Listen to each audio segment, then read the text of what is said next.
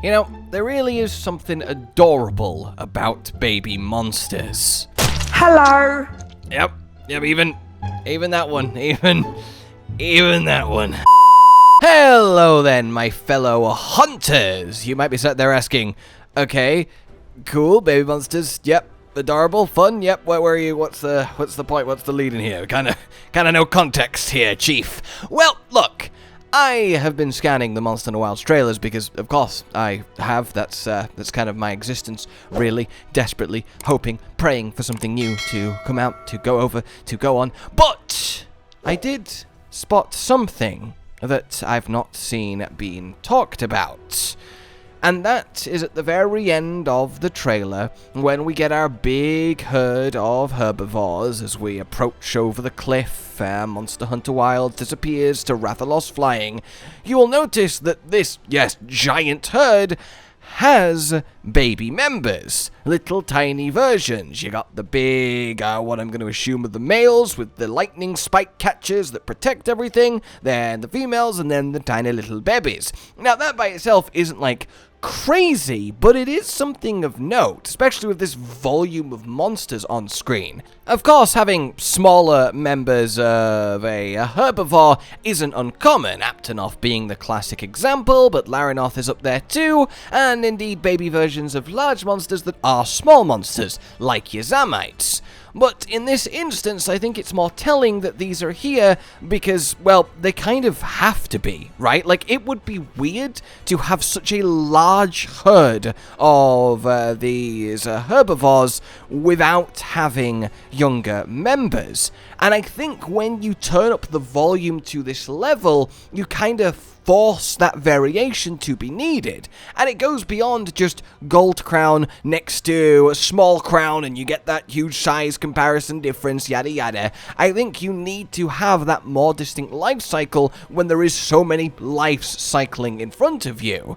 So what I kind of thought would be fun is, what if Wilds is the time that we finally do get the baby monsters? Not the monsters that have a small version that's a small monster to their large, but literally the baby monsters. They have wanted Monster Hunter to get more and more naturalistic, ecologically sound, believable as time goes on. World, they said, is the closest to their dream of Monster Hunter ever, and there's no reason to think that Wilds won't continue in that direction, especially if we're getting one big open map, this many new monsters, a even more advanced living, breathing ecosystem.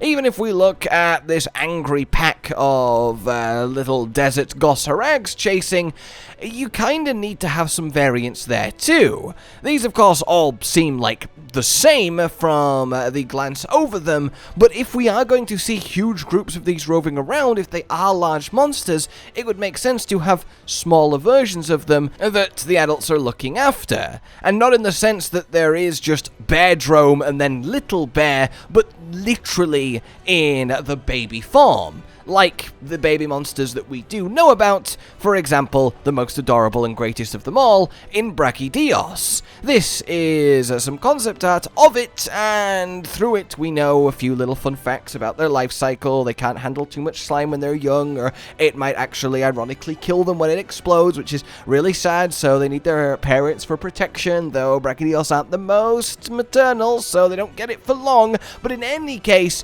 it's very sweet. The same with something like Zenogre. We've also got little Barioth, we've got little Duramboros, and all of these are really fascinating. I talked about them years ago now, because I think being a baby monster in the Monster Hunter world is an incredibly dangerous, difficult thing to be, much like our actual animal kingdom.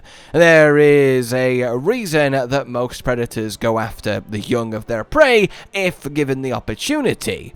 So I think a Wilds where we actually get to see young monster name as opposed to just small version that happens to be a small monster that technically grows up to be the other one, a la your little Jagras or your Zamites, would be really interesting. Like if there was a volcanic area and there was a Brachydios roaming about, and you will find a Brachydios in Wilds, and then you can see that next to it, by its feet, is actually the young Brachydios. I feel like it would add a lot of elements, a lot of layers to the ecosystem that they're creating in Wilds, and I think if you do have the sheer volume and depth of fauna, you kind of need to layer in that sort of life cycle age. And then you could have entries in to the Hunter's Journal that is Brachydios drops these materials, young Brachydios drops these materials. Technically, you could make the young of these monsters, yes, just officially small monsters, but I like the idea of having more large monsters that are technically still young, like Gormagala to Shagaroo-Magala, but we don't need the top end to be Super Elder Dragon level, just a general growing up path. I think that is a really fun potential, and it seems like something that they're clearly thinking about with just the sheer variance in size and appearance across this one herd of lightning rod herbivores. You've also got the tiny little raptors running around the Kestodon-esque guys, which is another point towards this layering of size, and you do have the fact that a lot of people have spotted, myself included, that our mount does look like almost the adult version of this endemic life from World, which I think is largely a coincidence, but it is certainly close enough to draw a little bit of scrutiny, and perhaps that could end up being a theme. Actually have monsters going through life cycles within the game. Hell, even something as far as if you leave a baby monster alone for long enough, it does actually grow up and becomes a full-size adult that you can hunt normally, although that does seem a little bit cruel, just allowing it to live so you can kill it later for more and greater materials. A lot of this isn't really anything like insanely gameplay-altering, mechanically challenging craziness that takes Monster Hunter in an all-new direction.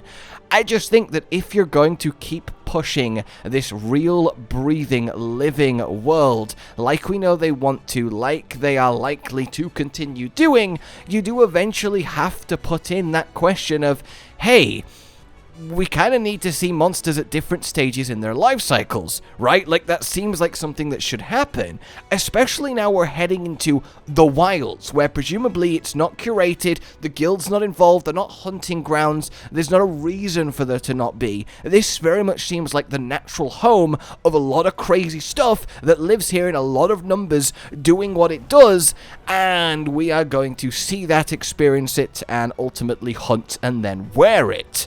And I just really want a reason to see these things actually about the place. I think the baby Tetsukabra is probably actually the biggest and best example, because this, our lovely Hojo mount here, is just kind of it, right? This isn't a small monster, this is just a literal baby Tetsukabra. Like, if you were out in the field and you came across a little body of water and you saw these guys hopping in and out, apart from being absolutely precious, you would then have a nice, free, easy collection of baby materials to go gather. No, but you would definitely enjoy the sight, and I think it would certainly be enriching. I think endemic life and that whole system in World and Iceborne has done more for the breathability of Monster Hunter than perhaps anything else, and I would love to see that expanded to life cycles of our large monsters and actually see even more very visible evidence of them existing over periods of time in this world. And I think Wilds might well be the time for that, the time to do that, and certainly is the time to necessitate that with the sheer scope that they are going for, because the more scope you need, the more variance you need in that scope, so it's not kind of samey. So that's kind of where I'm at with this. Nothing ridiculous, of course, just something I wanted to talk about, wanted to bring up, the idea of baby literal monsters actually finally perhaps getting a proper representation in the Monster Hunter games that go forward in a way that isn't just either a reference or, you know, like a harmless version in the Gathering Hub, but actually out there in the field. I feel like we've almost got there with World and Iceborne, and Wilds is that final step to take to make it happen.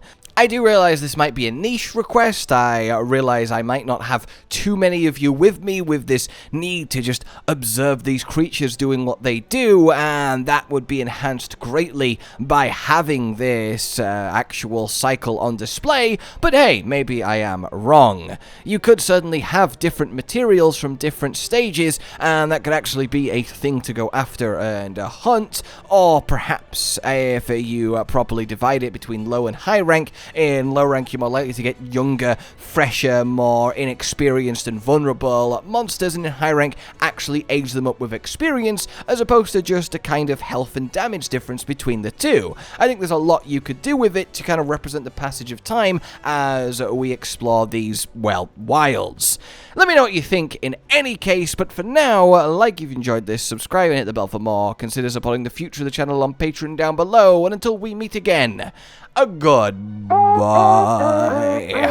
Josh, Cotton, and Hollow with the videos, dropping the humor like a hammer on your tippy toes, bringing entertainment on a daily arrangement to take our insanity and turn it into entertainment. Yes, I said entertainment twice, to reiterate that it is nice to look into your faces on a mostly daily basis when you let us in your homes to make the whole world a stage. Goodbye.